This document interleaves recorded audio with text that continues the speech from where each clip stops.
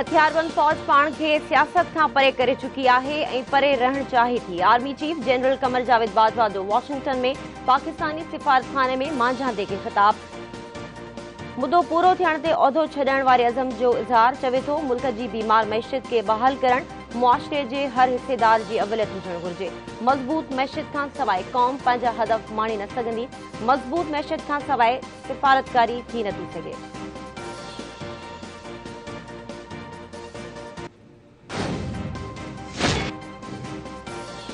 वफ़ाक़ी हुकूमत साइफर बाबति उॻड़े वज़ीर आसिम इमरान ख़ान जी ऑडियो लीक्स जी जाच लाइ 5 रुकनी सब कमेटी जोड़े छॾी। कमेटीअ में additional director CRC, deputy director counter terrorism wings ऐं असिस्टेंट डायरेक्टर IO शामिल हूंदा। कमेटी FIA जे कंहिं बि ऑफिसर खे नामज़द करे सघे थी।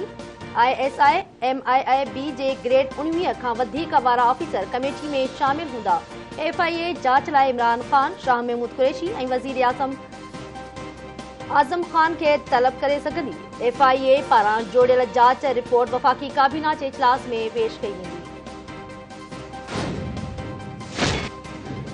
वज़ीर आज़म शहबाज शरीफ जो पॾे वज़ीर बिलावल भुट्टो ज़रदारी सां टेलीफोनिक राब्तो। वज़ीर आज़म बिलावल भुट्टो ज़रदारी खां अॻूणे सदर आसिफ ज़रदारी जी ख़ैरियत मालूम कई। वज़ीर आज़म शहबाज शरीफ अॻूणे सदर आसिफ ज़रदारी जी जल्द सिहतयाबी लाइ दुआ पिणु कई।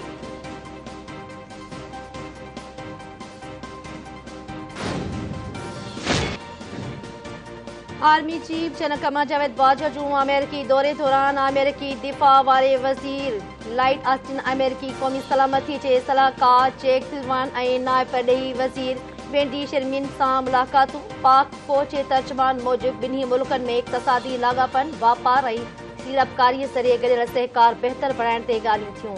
Army chief general Qamar Javed Bajwa खे गार्ड ऑफ ऑनर बि पेश कयो वियो।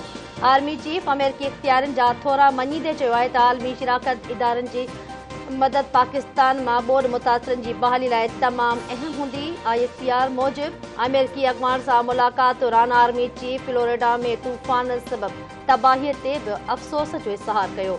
आर्मी चीफ चयो त पाकिस्तान मुतासिर ख़ानदाननि जे नुक़सान ऐं ॾुख खे चङी रीति सम्झी सघे थो। पाकिस्तान बि मौसमियाती तब्दीलीअ जे अहिड़नि असरनि जो शिकार आहे।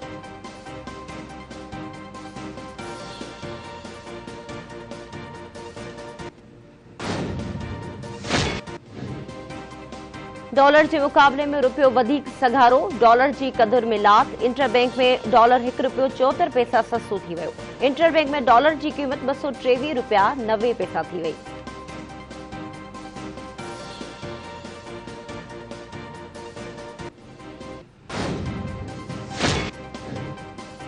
मुस्लिम लीग नून जी नायब सदर मरियम नवाज़ लंडन रवानी थी वई। रवानगीअ खां अॻु मरियम नवाज़ ॾाॾे ॾाॾी ऐं वालिदा जी क़बर ते फातिहा ख़्वानी कई। शरीफ़ ख़ानदान जे ज़रियनि मूजिब मरियम नवाज़ 1 महीनो लंडन में रहंदी, जंहिं बाद पंहिंजे वालिद नवाज़ शरीफ़ सां गॾु वतन वापसि ईंदी।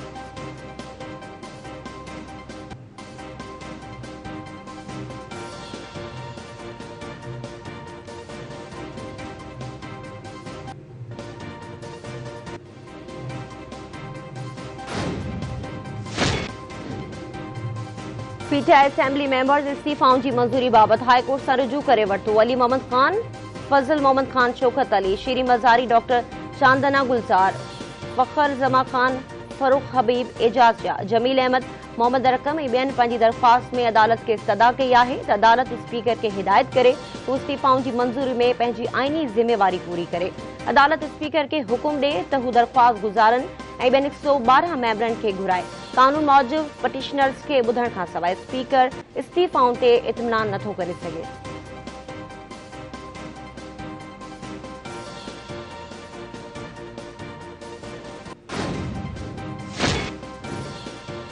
नवाबशाह में खटाण जी फैक्ट्री अंदरि पीउ ऐं 2 पुटनि समेत 4 पोरियत बॉलर में किरी फोत। B सेक्शन थाणे जे हद हाशिम टाउन में खटाण जी फैक्ट्री में कम दौरान हिकु पोरियत कासिम खोखर बॉलर में किरी पियो।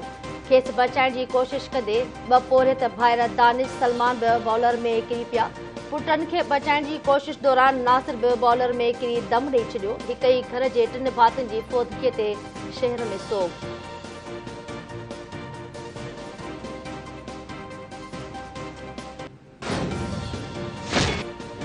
मदे जी वेझो हथियारबंदनि धनार खे अगवा करे वरितो। हथियारबंद 50 खां वधीक ढोर बि काहे विया।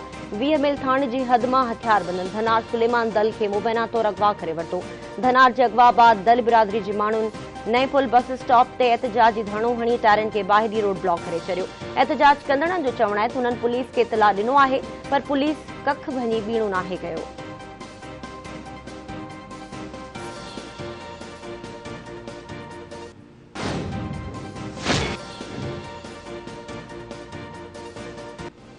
उस्तादनि जो आलमी ॾींहुं जोश ऐं जज़्बे सां मल्हायो पियो वञे। सोशल मीडिया ते उस्तादनि खे भेटा पेश माण्हू पंहिंजे उस्तादनि जूं यादगिरियूं ऐं तस्वीरूं रखी खेनि भेटा पेश करण लॻा। सिंध जे वॾे वज़ीर सैयद मुराद अली शाह उस्तादनि खे भेटा पेश कंदे चयो आहे त समूरा मसइला तॾहिं हल थी सघनि था जॾहिं उस्ताद तालीम में पंहिंजो भरपूर किरदारु अदा कनि।